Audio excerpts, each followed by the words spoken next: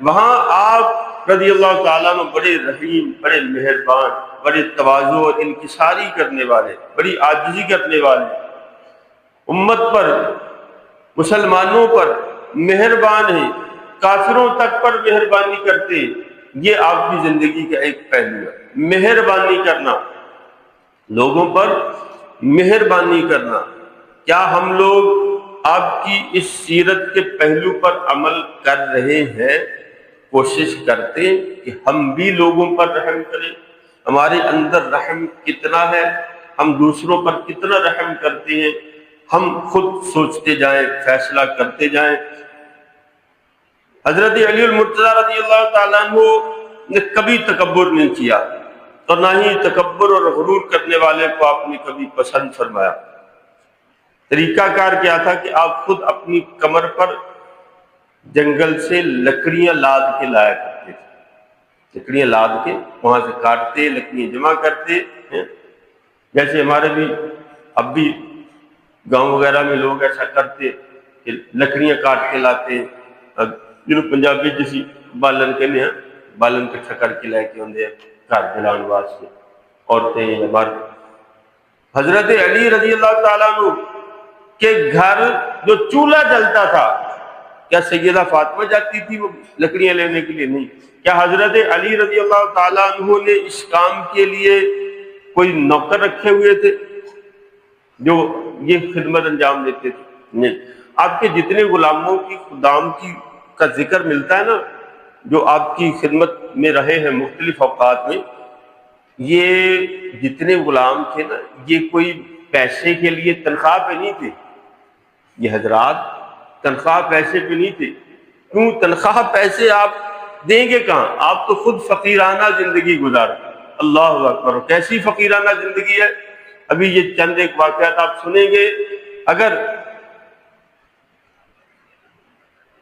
غور سے ان کو سمجھیں گے تو پتہ چلے گا کہ آپ کی زندگی کیسی تھی۔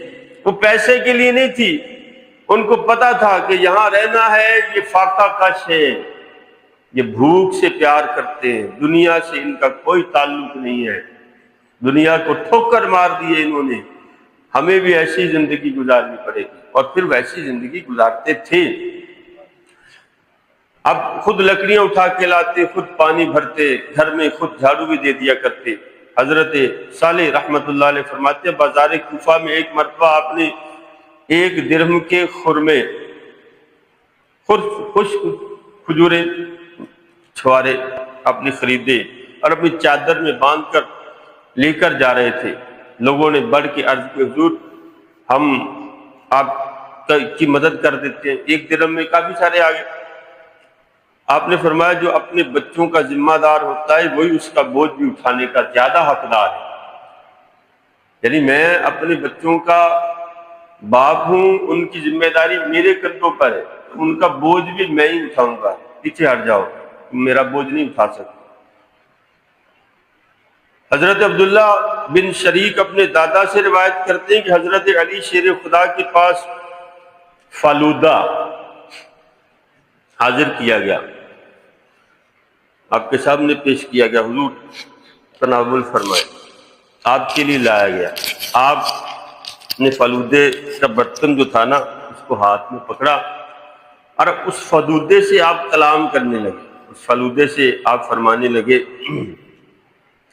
تم بڑے خوشبودار ہو، تمہارا رنگ بھی بڑا پیارا ہے، ذائقہ بھی بڑا لذیذ ہے، لیکن میں یہ پسند نہیں کرتا کہ جس چیز کا میرا نفس عادی نہیں میں اپنے نفس کو اس کا عادی بناؤں، یعنی میں کھاتا ہی نہیں اس کو۔ ہمارے یہاں کون سا یہ روز تیار ہوتا ہے، ہم خرید کے کھاتے ہیں، تو بلا وجہ میں تجھے کھا کے اپنے نفس کو عادی کیوں بناؤں؟ میں ایسا چسکا کیوں پاؤں اپنے نفس نوں؟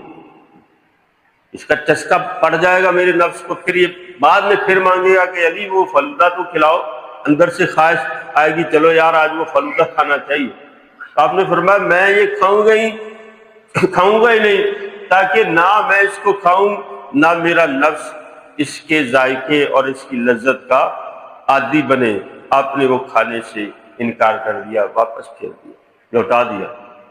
یہ ان کی زندگیاں تھیں۔ اور یہ حضرت علی نہیں، جتنے بھی حضور کی صحبت پاک میں رہے ان سب کی زندگی ایسی ہی تھی، سب نے ایسی ہیں۔ پھر حضور کے گھر والے، حضور کی ازواج مطہرات، ان کے ساتھ کیا معاملے تھے؟ حضرت عائشہ تو صدیقہ فرماتی ہے 2 مہینے گزر جاتے تھے ہمارے گھر میں چولہا نہیں جلتا تھا، 2 مہینے۔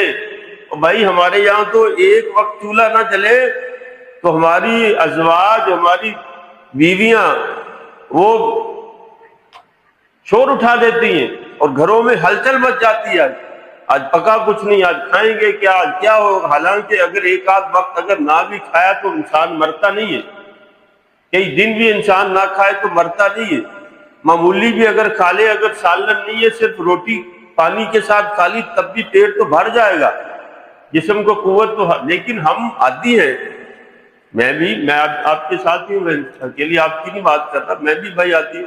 ہم جس ماحول میں پلے بڑے رہ رہے، ہماری زبانیں، ہمارے نفس لذت کے عادی ہیں، ہم نہیں کھا سکتے۔ اگر ہمیں سوکھی روٹی کھانی پڑے تو ایک وقت سوکھی روٹی ہمیں کھانی پڑے تو لگ بتا جائے، ہم ایک وقت سالن نہ ہو، پھر بھی ہم صرف سوکھی روٹی، یوں روٹی توڑ کے چبا کے کھانا ہمارے لیے محال ہو جائے گا۔ چلو پانی استعمال کریں گے، کچھ لقمے کھا لیں گے، لیکن کچھ تو چاہیے ساتھ، کوئی چٹنی ہو، کوئی پیاز ہو، کوئی نمک ہو، کوئی چیز ہو جس سے روٹی قدرے تر ہو کر ہمارے حلق سے اترے۔ لیکن ان حضرات کا کیا حال تھا، کئی مہینے گزر جاتے، حضور کے گھر میں چولہا نہیں جلتا، تو پھر کیا کھایا جاتا تھا؟ آپ فرماتی ہیں 2 سیاہ چیزیں، پانی اور کھجور، پانی اور کھجور، صبح بھی کھجور، اور وہ کتنی، یہ نہیں کہ ڈھیر لگا کے کھجوروں کا بیٹھ گئے یہ حضرات اور کھائے جا رہے چلو آج روٹی نہیں کھائے تو کھجوروں سے پیٹ بھرنا، نہیں، چند کھجوریں کھائیں، بس تھوڑا سا پانی پیا، اللہ خیر چلا، کام پورا ہو گیا، پیٹ بھر گیا۔ حضرت شیر خدا رضی اللہ تعالی عنہ اور آپ کے گھر والوں کا، سیدہ فاطمہ الزہرا رضی اللہ تعالی عنہا کا بھی یہی معمول رہا، آپ کے شہزادوں کا بھی یہی معمول رہا۔ حضرت سیدہ پاک تو حضرت علی رضی اللہ تعالی عنہ سے بھی ان معاملات میں سبقت لے جاتی تھی، پرہیزگاری اختیار کرنے، صبر، اور آپ دونوں کی تربیت دیکھیں نا کس نے کی ہے، دونوں کی تربیت رسول اللہ نے کی ہے۔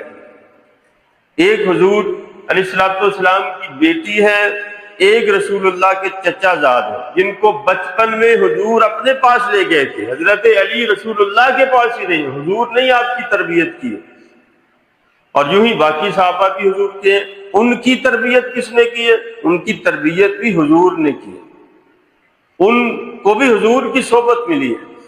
یہ حضور کی صحبت تو ایسی ہے، اللہ کی قسم، 2 گھڑی کی صحبت جس کو مل گئی، 2 گھڑی کی صحبت، کیا اتنی صحبت مل گئی کہ ایک نظر حضور کو دیکھ ہی لیا وہی انسان کو بے مثال بنا دیتی ہے۔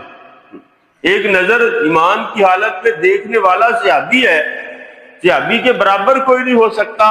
یہ ہمارا عقیدہ ہے اہل سنت کا کہ صحابی کے برابر کوئی اور نہیں ہو سکتا امت پہ، وہ سب سے افضل لوگ ہیں۔